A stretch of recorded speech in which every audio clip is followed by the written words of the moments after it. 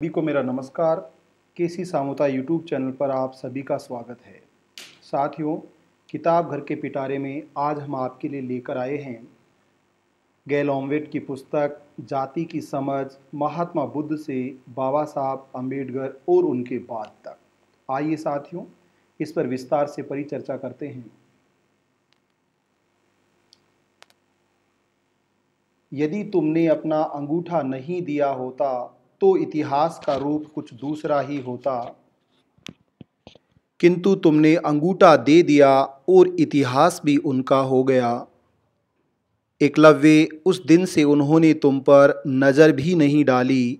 मुझे माफ़ करना एकलव्य, अब मैं उनके मीठे बोलों से मूर्ख नहीं बनूंगा। मेरा अंगूठा कभी नहीं कटेगा। हिंगोनकेर 1989 विद्रोह से प्रस्तुत। साथियों, किताब घर के पिटारे में पुस्तक संख्या 29 और जिसका एंटाइटल है जाति की समझ, महात्मा बुद्ध से बाबा साहब अम्बेडकर तक और उनके बाद। भारत एक जाति प्रधान देश है जहां व्यक्ति की पहचान जाति से होती है। साथियों, इस किताब में गैल ऑमवेट, जो कि संयुक्त राज्य अमेरिका में सोशल साइंस में उन्होंने पीएचडी किया है और उसके बाद भारत में अपने इस समाज विज्ञान को समर्पित शोध को प्रायोगिक रूप से लागू किया। लगभग 4 से 5 दशकों तक हिंदुस्तान की सरजमी पर रहकर यहाँ की सामाजिक, धार्मिक, सांस्कृतिक, आर्थिक, राजनीतिक व्यवस्था को समझा और उसके बाद अनेक पुस्तकों का लेखन कार्य किया। इनमें से एक पुस्तक है जाति की समझ, महात्मा बुद्ध से बाबा साहब अम्बेडकर और उनके बाद। तो आइए साथियों, एक बहुत ही महत्वपूर्ण रचना जो हर हिंदुस्तानी को पढ़नी चाहिए, यहाँ पर किताब घर के पिटारे में पुस्तक समीक्षा के रूप में मैं आपके लिए लेकर आया हूँ जाति की समझ पुस्तक। सबसे पहले गैल ऑमवेट ने यूनिवर्सिटी ऑफ कैलिफोर्निया बर्कले से समाज विज्ञान में पीएचडी की है। वे 1978 से भारत में रह रही हैं। उनकी प्रकाशित पुस्तकों में से प्रमुख हैं Ambedkar towards an enlighten India, Dalit vision, understanding caste and culture revolt in Indian society. वे doctor Ambedkar chair for social change and development, Indira Gandhi राष्ट्रीय मुक्त विश्वविद्यालय नई दिल्ली की पूर्व प्रोफेसर भी हैं। जाति की समझ और जाति विरोधी आंदोलनों के ऐतिहासिक महत्व के मुद्दे की विशिष्ट विद्वता के साथ गहरी जांच करती हैं और जानकारी देती हैं। पुस्तक भारतीय परंपरा को हिंदूवाद के समान और हिंदूवाद को ब्राह्मणवाद के समान मानने की आलोचना करती है, जो वेदों को भारतीय संस्कृति का आधार ग्रंथ मानते हैं और भारतीय सभ्यता का सार आर्य विरासत में खोजते हैं। यह दर्शाता है कि किस तरह धर्मनिरपेक्ष लोग भी ब्राह्मणवादी दर्शन में कैद रहते हैं। इसलिए एक ऐसी वैकल्पिक परंपरा पर दृष्टि डाली गई है जो दलित आंदोलनों से पनपी है, जो भारतीय समाज और इतिहास को इस तरीके से देखे जाने पर सवाल उठाती है। सरल एवं पठनीय शैली में लिखी इस पुस्तक में लेखिका ने बताया है कि कैसे दलित राजनीति और दलित विजन के लिए दलित शब्द से आगे जाने की जरूरत है और कैसे यह शब्द जाति के श्रेणीकृत पदानुक्रम में सबसे शोषित और दमित वर्ग का प्रतीक बन गया है। हिंदूवाद के प्रभुत्व के साथ साथ पुस्तक बौद्ध धर्म और रूढ़िवादी भक्ति के रूप में प्रतिरोध और विद्रोह की आक्रामक प्रवृत्तियों का वर्णन करती है, जो कि आरंभिक नारीवादियों के पितृसत्ता विरोध के रूप में सामने आया और दलित कार्यकर्ताओं का व्यापक अतिवाद फूले और पेरियार, रमाबाई और ताराबाई से लेकर कबीर, तुकाराम और अम्बेडकर और महात्मा बुद्ध तक में दिखाई दिया। यह पुस्तक उन विभिन्न प्रयासों की सफलताओं और असफलताओं का ब्यौरा देती है जिनका लक्ष्य हिंदूवाद और इसकी जातिगत विचारधारा के दमनकारी रूप को खत्म कर नए रास्तों को दिखाना है। ये दलित राजनीति के तर्क को भी दर्शाती है और बढ़ते हिंदूवाद के विकल्प के रूप में बहुजन समाज पार्टी के उदय को भी दिखाती है। ये पुस्तक दलित जाति अध्ययन और राजनीति के विद्यार्थियों के लिए इस विषय पर एक बहुमूल्य सामग्री सिद्ध होगी। साथियों, पुस्तक में लगभग 12 अध्याय हैं और इन 12 अध्यायों में जाति की समझ को अलग अलग परिप्रेक्ष्य में व्यक्त किया गया है। सबसे पहले पुस्तक में परिचय दिया गया है और 12वें अध्याय के अंत में निष्कर्ष, कंक्लूजन और उपसंहार की बात की गई है। अगर परिचय की हम बात करें तो हिंदूवाद और हिंदू धर्म की धारणा और इसके ऐतिहासिक विवेचन को सिंधु के नाम पर प्रचारित करना, सिंधु वासियों का हिंदू धर्म नहीं होना और इसलिए सनातन की भ्रामक धारणा को प्रचारित कर वेदांतवाद को अंतिम सत्य बताना, इस बात का जिक्र किया गया है। बौद्ध, जैन, सिख आदि के प्रति हिंदू उदारवाद की धारणा को स्थापित किया गया कि वह अन्य धर्मों की जन्मस्थली है या सबको शरण देती है। ये धार्मिक सहिष्णुतावाद से जोड़कर इसे अभिव्यक्त किया गया है। सांप्रदायिकता के सहारे हिंदू परंपरा या परंपरागत हिंदूवाद से हिंदू राष्ट्रवाद की ओर किस तरह से बढ़ा गया है, इसको इस पुस्तक में अभिव्यक्त किया गया है। साथियों, परिचय के अगले क्रम में ये पुस्तक बताती है कि किस तरह से सांप्रदायिकता व राजनीति के षड्यंत्र को रचा गया है और उसे हिंदू के भीतर भेदभाव, शोषण, अन्याय और असमानता को हाशिए पर धकेलकर मुस्लिम और हिंदू के बीच सांप्रदायिकता के रूप में नया मोड़ दिया गया है। मंदिर, मस्जिद, गुरुद्वारे ने बांट लिया भगवान को, धरती बांटी, सागर बांटा, पर मत बांटो इंसान को। हिंदू कहता है मंदिर मेरा है, हिंदू कहता है मंदिर मेरा है, मंदिर ही मेरा धाम है। मुस्लिम कहता मक्का मेरा है, मुस्लिम कहता मक्का मेरा है, मक्का मेरा ईमान है। दोनों लड़ते लड़ लड़ मरते, लड़ते लड़ते खत्म हुए। साथियों, सांप्रदायिकता का रुख जो बौद्ध और हिंदू या बौद्ध और ब्राह्मण धर्म के लंबे संघर्ष के बाद ब्राह्मणवाद के परचम में 7वीं शताब्दी तक भारत में ब्राह्मण धर्म की लंबे और वर्चस्वकारी स्वरूप में स्थापना हुई, जिसे इस्लाम और मुस्लिम सत्ता के द्वारा आने वाले 1100 सालों तक चुनौती प्रदान की गई, जिसके बाद ईसाई धर्म का बोलबाला हुआ, अंग्रेज़ों का वर्चस्व स्थापित हुआ और अंततः हमें आज़ादी मिली। इस आज़ादी के बाद स्वतंत्र भारत में फिर से ब्राह्मण धर्म, जिसे अब हिंदू धर्म के नाम से जाना जाता है, उसने अपना वर्चस्व स्थापित कर लिया है। कबीर के दोहे में साफ साफ लिखा गया है, हिंदू कहे मोहि राम प्यारा, तुर्क कहे रहमाना, आपस में दोय लड़ी लड़ी मुए, मरम ना कोई जाना। तो जो धर्म है, जो पंथ है, जो संप्रदाय है, उसके मर्म को, गहराई को समझना आसान नहीं है, उसे कोई नहीं समझता। लेकिन उसके राजनीतिक षड्यंत्र और वर्चस्वकारी सत्ताधारी षड्यंत्र के बीच जो पिसने वाली आम जनता है वह मर रही है। कबीरदास जी ने बहुत से ऐसे बातें कही हैं जो हिंदुस्तान की आबादी को और बड़े समूह को समझना चाहिए। स्वतंत्र भारत में धर्मनिरपेक्षवाद और हिंदू सुधारवाद का दोहरा पथ देखने को मिलता है।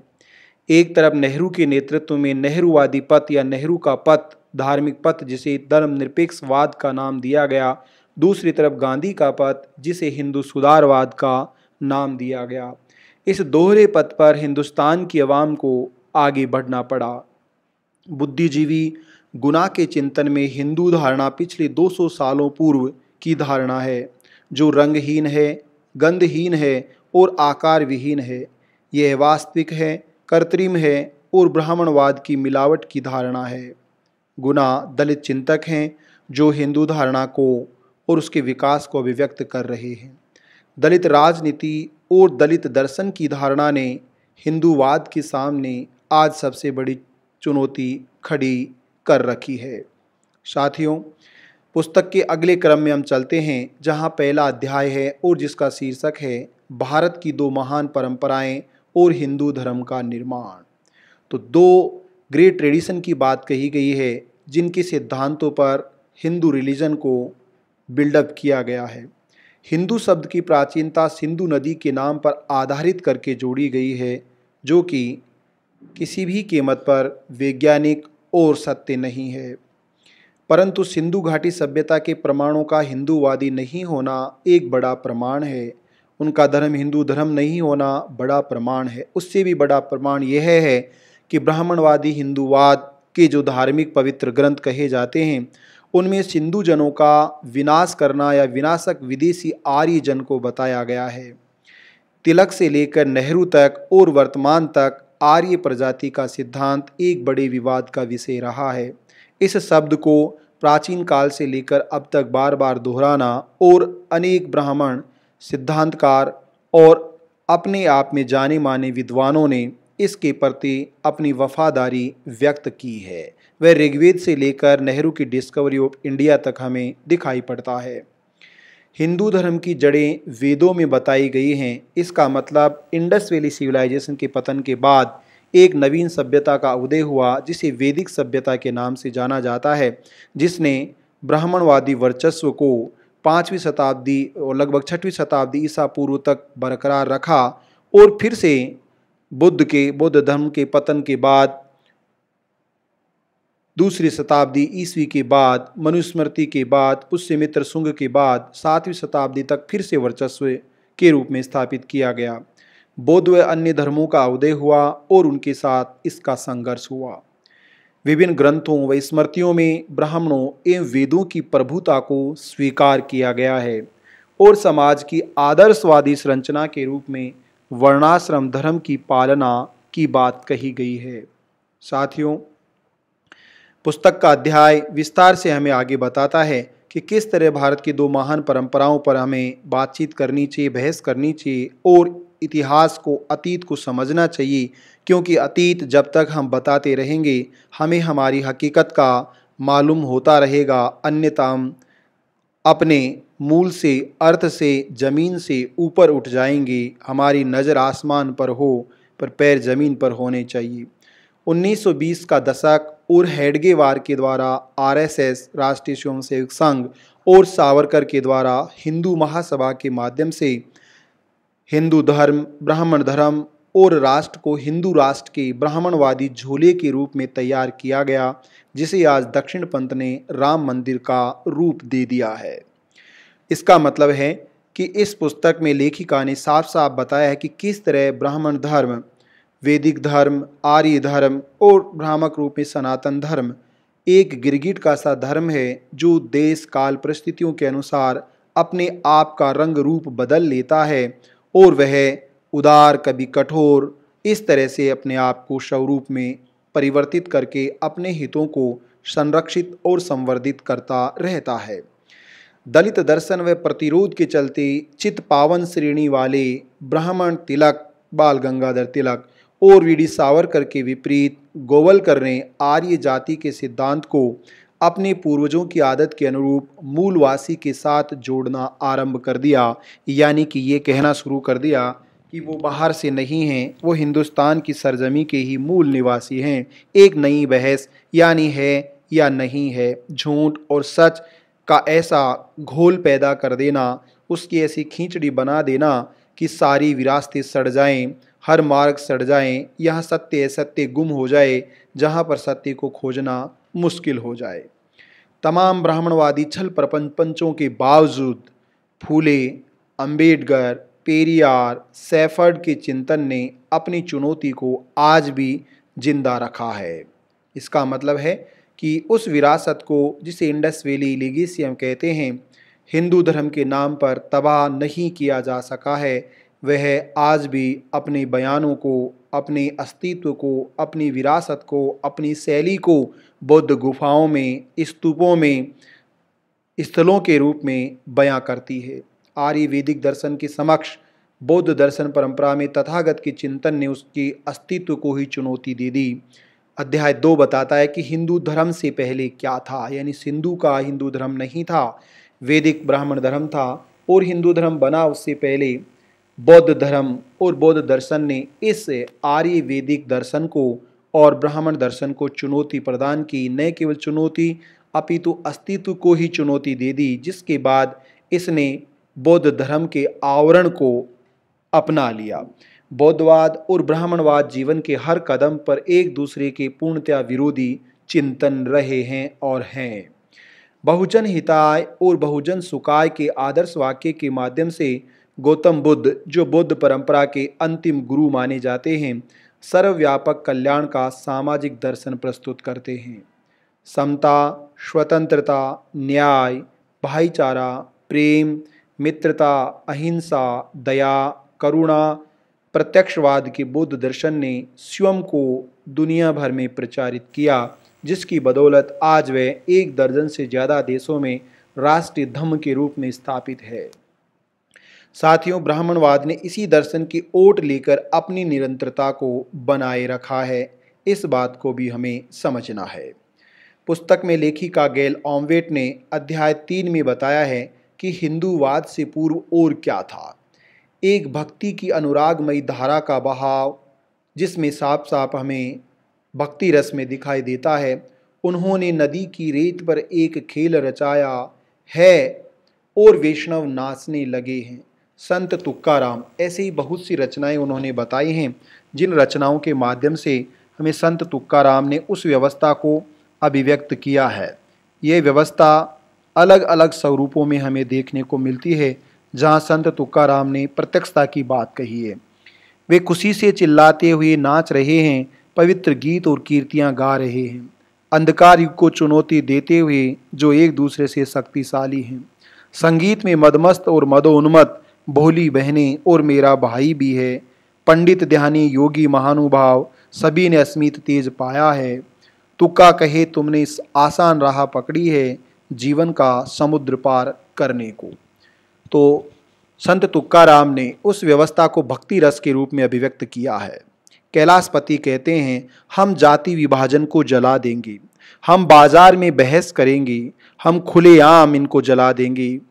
जिस तरह से दूध थनों में वापस नहीं लौटता, मक्खन कभी छाछ नहीं बनता, शंख तोड़ देने के बाद शंखनाद नहीं होता, डाली से टूटा फल या फूल वापस नहीं लगता, वैसे ही मरे हुए लोग दोबारा पैदा नहीं होते, पैदा हो ही नहीं सकते। कैलाशपति की कलम से। कबीरदास जी कहते हैं, पाहन पूजे हरि मिले तो मैं पूजूं पहाड़। तो कबीरदास जी ने इस चिंतन भक्ति रस को अलग अलग स्वरूप में अभिव्यक्त किया है। पुस्तक के 4 अध्याय का शीर्षक है ब्राह्मणवादी शोषण के रूप में हिंदू धर्म, जिसे पहले ब्राह्मण धर्म, आर्य व्यास धर्म कहा जाता था, जिसे आज हिंदू धर्म कहा जाता है।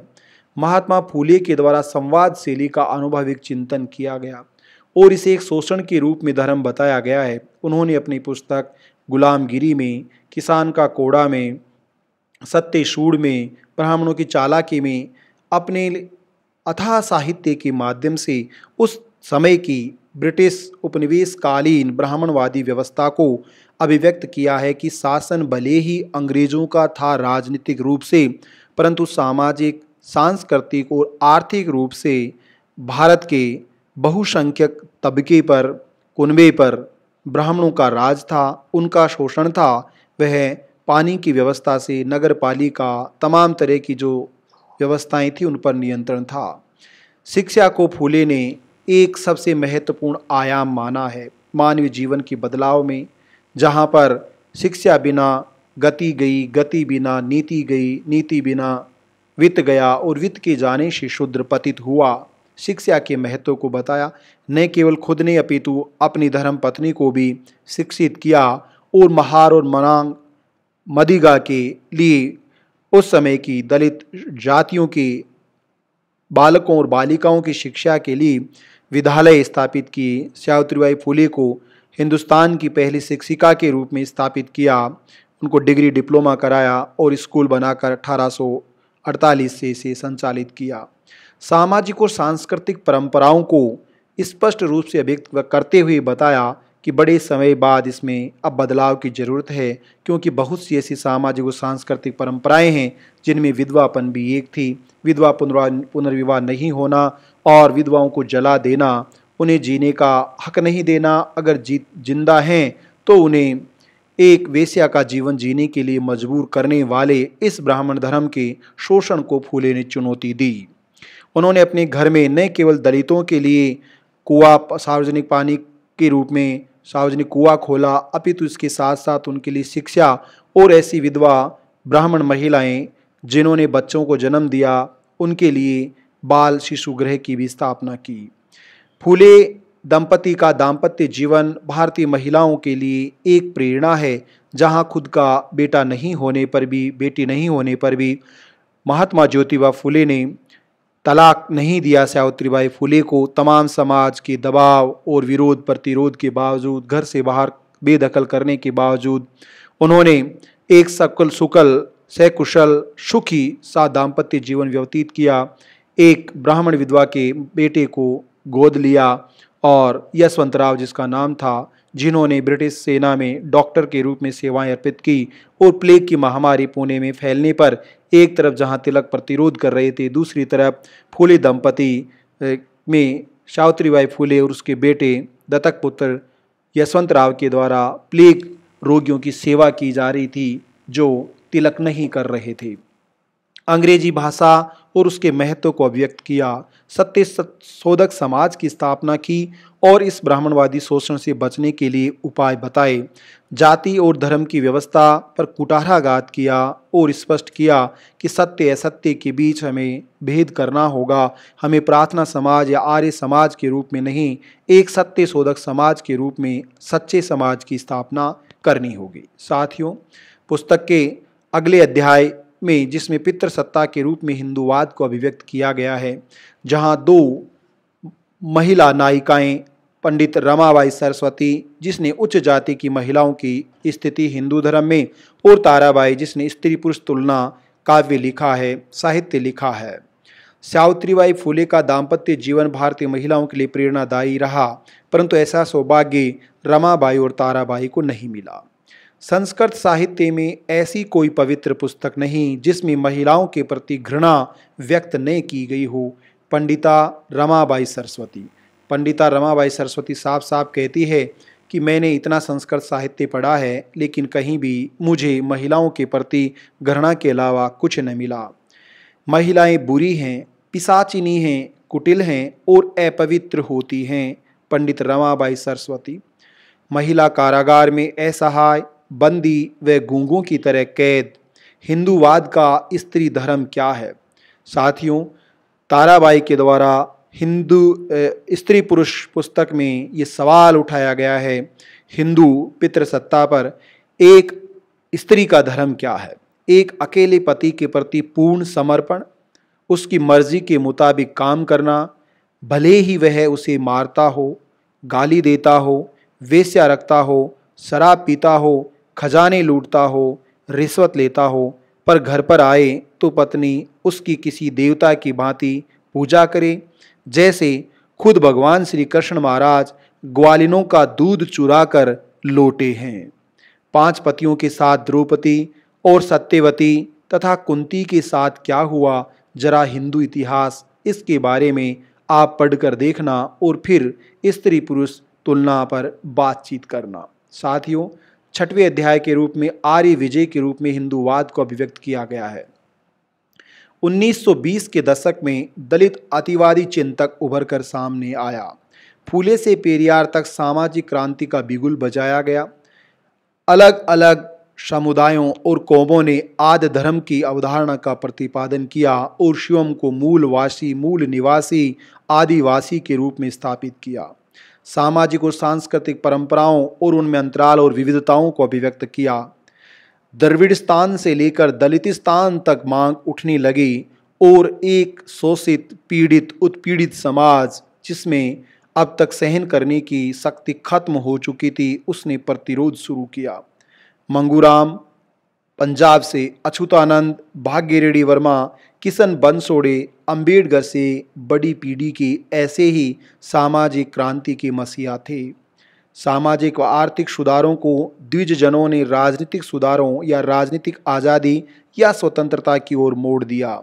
ये एक बड़ा मुकाम था कि किस तरह उन्होंने इस व्यवस्था को आगे बढ़ाया। साथियों, पुस्तक का अध्याय 7वां, जिसका शीर्षक है प्रतिक्रांति के रूप में हिंदूवाद, मुस्लिम आक्रमण से पूर्व भारत का इतिहास, बौद्ध और ब्राह्मण धर्म के बीच प्रचंड संघर्ष का टकराव का इतिहास रहा है, डॉक्टर BR अम्बेडकर के शब्दों में।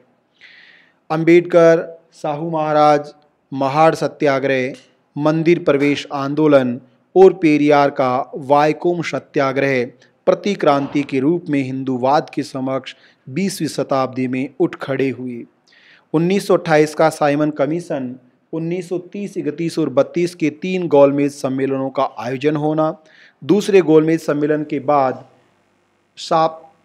सांप्रदायिक पंचांग और रामजे मैकडोनाल्ड पंचांग के रूप में दलितों को, अनुसूचित जाति के लोगों को सांप्रदायिक प्रतिनिधित्व प्रदान करना, महात्मा गांधी के द्वारा दलितों को और उनके उत्थान के लिए दिए जाने वाले आरक्षण की इस व्यवस्था का भूख हड़ताल के माध्यम से प्रतिरोध करना, पूना पैक्ट की राजनीति, गांधी का स्ट्राइक करना और अंबेडकर के साथ उनको मजबूर करना और उनकी आत्मा और मन के बगैर विपरीत जाकर जबरदस्ती हठधर्मिता के माध्यम से, अपनी चाल के माध्यम से पूना पैक्ट पर हस्ताक्षर कराना और हरिजन की राजनीति को शुरू करना इस दौर के मुख्य संघर्ष रहे।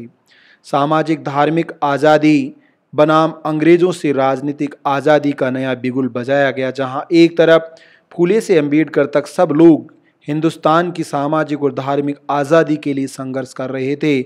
उस संघर्ष को नई दिशा देने के लिए, उसे दबाने के लिए, उसका दमन करने के लिए अंग्रेजों से राजनीतिक आज़ादी की तरफ इसको मोड़ दिया गया। सामाजिक न्याय के लिए संवैधानिक प्रावधान शुरू किए गए। 1935 के अधिनियम के माध्यम से अनुसूचित जाति और जनजाति दोनों को राजनीतिक आरक्षण प्रदान किया गया। साथियों, सामाजिक न्याय का यह पहला संवैधानिक कदम था। पुस्तक का 8वां अध्याय, जिसका शीर्षक है दिल्ली शासन के रूप में हिंदू धर्म, पेरियार और राष्ट्रीय सवाल। दिल्ली सत्ता पर अंग्रेज ईसाईयत सत्ता के स्थान पर ब्राह्मण बनिया कोम्बो की सत्ता का स्थानांतरण हो गया। भारत को राजनीतिक आज़ादी मिली, लेकिन सामाजिक धार्मिक आज़ादी आज तक नहीं मिली है।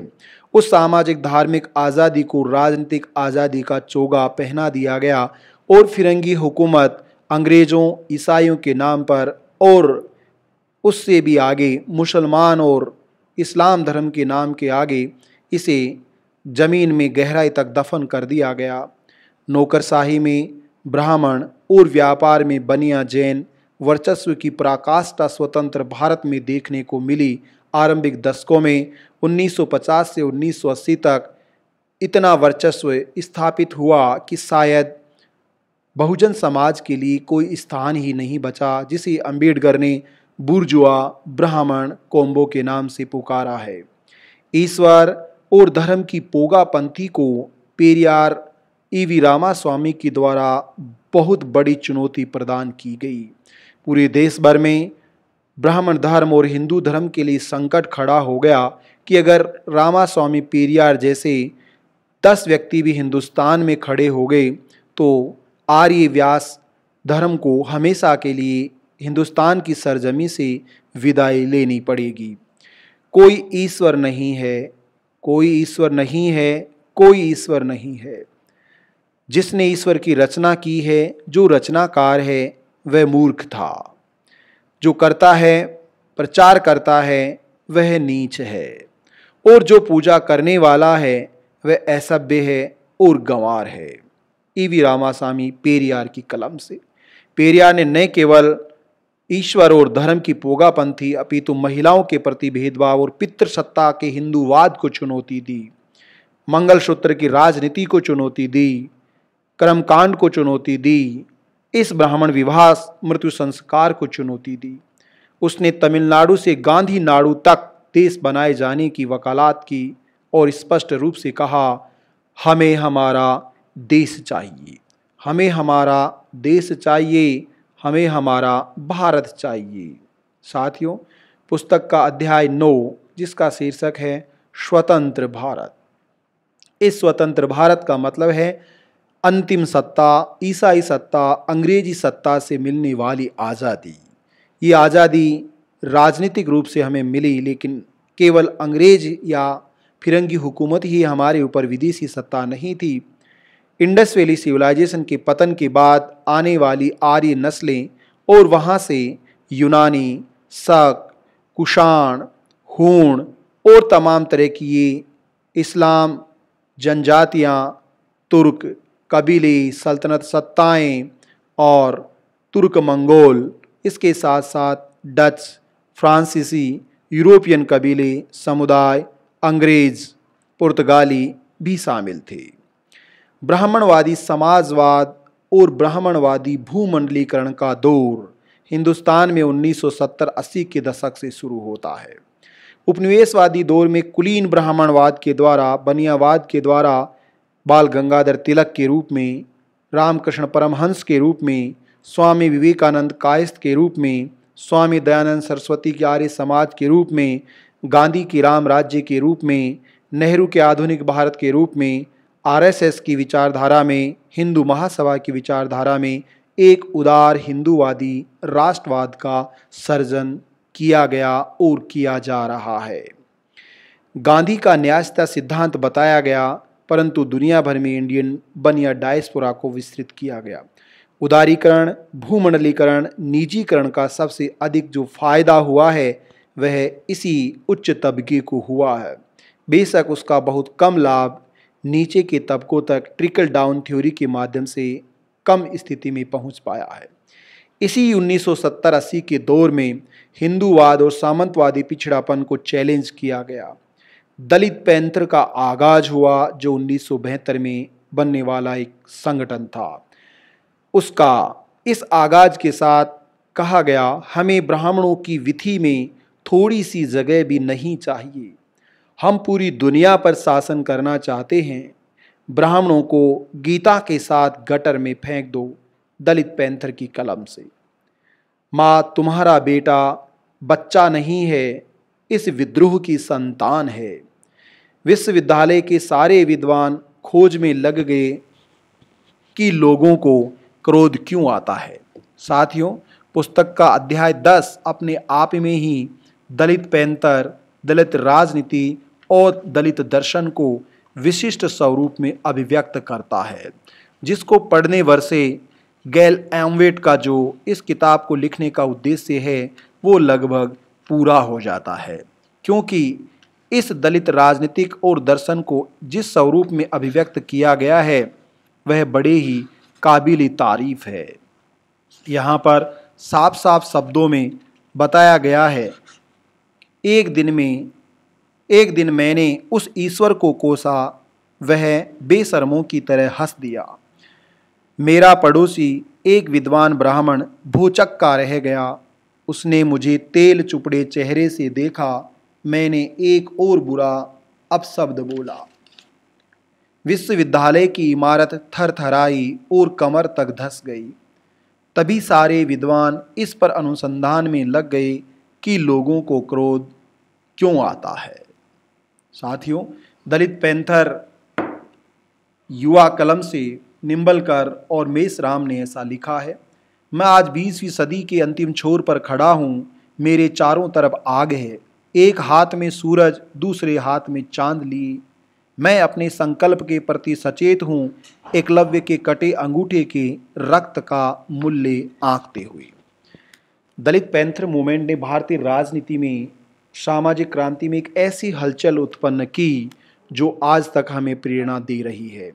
यह आंदोलन पैंथर मूवमेंट से मंडल कमीशन की ओर आगे बढ़ता है।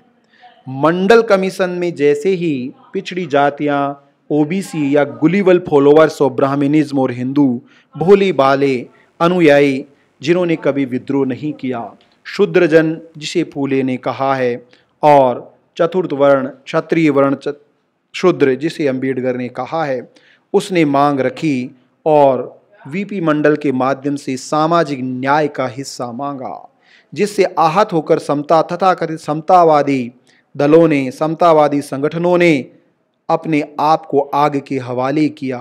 तब भी बात न बनी तो कमंडल की राजनीति को शुरू किया और उसमें फिर से उसी गुल्लीबल फॉलोअर्स को बाबर की बाबरी मस्जिद को ढहाने में लगा दिया और अंततः 1992 से 2024 इस बाबरी मस्जिद के स्थान पर राम मंदिर का निर्माण करके ब्राह्मणवादी राजनीति फिर से सफल हो गई। साथियों, पुस्तक का 11वां अध्याय स्पष्ट रूप से ये बताता है कि दलित राजनीति का तर्क क्या है। आदिवासी वहारू सोनाव ने की 5वें आदिवासी सम्मेलन के मन से उच्च नियंत्रण को चुनौती दी गई। आदिवासी एकता के माध्यम से स्पष्ट रूप से कहा गया कि उन पर यह पूंजीवाद, ये बनियावाद, ये जैनवाद नियंत्रण नहीं रख सकता। उनकी जल, जंगल, जमीन, जोहार की अवधारणा को विस्तृत किया जाए, उस पर कब्जा नहीं किया जाए, हम उसे चुनौती प्रदान करेंगे। इस देश की हर एक महिला बेआबरू है, अपमानित है। वहारू ने आदिवासी चिंतन को शब्दों के रूप में अभिव्यक्त किया। रुत मनोरमा ने तिहरा दमन, जो पर्यावरण के दमन को भी शामिल करता है, जो खेती, कृषि, पशु पक्षी के दमन को और बहुजनों की अर्थव्यवस्था और पर्यावरण को दमन को अभिव्यक्त करता है। भारत बनाम इंडिया और इंडिया साइनिंग की अवधारणा, गहरी काली कंदराओं से वे राख इकट्ठा करते हैं, गहरी काली कंदराओं से वे राख इकट्ठा करते हैं, जो गहरे काले पानी पर तैर रही है। फिर से अपने पूर्वजों के कंकाल बना लेते हैं, फिर से अपने पूर्वजों के कंकाल बना लेते हैं। यहाँ नए सूर्य के लिए कोई जगह नहीं, यहाँ नए सूर्य के लिए कोई जगह नहीं। यहाँ पितरों की पूजा का और काली पुरानी गाथाओं का, काली माँ का साम्राज्य है। विलास रासिनी कर युवा कवि के द्वारा इस व्यवस्था को अभिव्यक्त किया गया है। कहते हैं जहाँ ने पहुँचे रवि वहाँ पहुँचे कवि। तो इस तरह से दलित कवि चिंतक ने इसे अभिव्यक्त किया है। अध्याय 12 बहुजन समाजवादी पार्टी के उदय से जुड़ा हुआ है, जिसमें स्वतंत्र भारत की राजनीति में वजूद की तलाश करता सामाजिक न्याय, पंजाब के दलित नेता, रक्षा विभाग में एक छोटे से पद पर काम करने वाले कांसीराम दलित पैंथर मूवमेंट से प्रेरित हुए और उन्होंने एकीकरण की चेतना को विकसित किया। बामसेब का गठन करके अनुसूचित जाति, जनजाति के साथ अन्य पिछड़ा वर्ग और मुस्लिम समुदाय, अल्पसंख्यक समुदाय और महिलाओं को जोड़ा और बहुजन की राजनीतिक विचारधारा को उत्तर प्रदेश में अनुप्रयोग में लाए। सामाजिक स्वतंत्रता के 4 स्तंभ के रूप में कांसीराम ने अंबेडकर, फूले, साहू महाराज और पेरियार को जोड़ा है। मायावती से प्रकाश अंबेडकर तक की राजनीति आगे बढ़ती है। उथल फुथल और परिवर्तन के दौर से राजनीतिक हितों के रूप में मायावती बहुजन से सर्वजन की ओर गमन करती है। इसी के साथ धुंधली होती दलित राजनीति, भावी रणनीति और ब्राह्मण बनिया जनता पार्टी अर्थात बीजेपी की इस कोहरे में खोई हुई सी दिखाई दे रही है। उम्मीद है कोहरा हटेगा और फिर से दलित राजनीति, बहुजन राजनीति चमकेगी, दिखाई देगी, उसकी तस्वीर फिर से स्पष्ट होगी। साथियों, पुस्तक के अंत में लेखिका ने निष्कर्ष के रूप में सीता के श्राप और शंभुक की चुप्पी पर बातचीत की है। हिंदू कौन है? क्या आप हिंदू हैं? क्या आप भारतीय हैं? क्या ये धारणा ब्राह्मणवाद है? क्या ये पितृसत्ता की परंपरा है? क्या ये निम्न जाति उत्पीड़न वाला धर्म है? क्या ये वेदों वाला आर्य धर्म है? क्या ये गांधी वाला राम राज्य का धर्म है? तमाम तरह के सवालों पर चुप्पी साधी गई है। सोचने, विचार करने, चिंतन मनन करने का अवसर दिया गया है। हिंदू धर्म को सभी वेदों व स्मृतियों का त्याग करके बचाया जा सकता है। B.R. अम्बेडकर के शब्दों में कामा, विदुर, एकलव्य और शंभुक की कहानी उसकी चुप्पी, सामाजिक न्याय की चुप्पी को बताती है। यदि तुमने अपना अंगूठा नहीं दिया होता तो इतिहास का रूप कुछ दूसरा ही होता, किंतु तुमने अंगूठा दे दिया और इतिहास भी उनका हो गया। एकलव्य, उस दिन से उन्होंने तुम पर नज़र भी नहीं डाली। मुझे माफ़ करना एकलव्य, अब मैं उनके मीठे बोलों से मूर्ख नहीं बनूंगा। मेरा अंगूठा कभी नहीं कटेगा। तो ये थी साथियों किताब घर के पिटारे की 29वीं पुस्तक जो मैंने आपके सामने रखी है। उम्मीद है पुस्तकों से आप प्रेरणा प्राप्त करोगे। पावर ऑफ द टेक्स्ट, इसको आप समझ पाओगे। और फिर से एक बार जाति की समझ, लेखिका गैल Omvedt Orient black swan publication से प्रकाशित है। 475 रुपये इसका मूल्य है।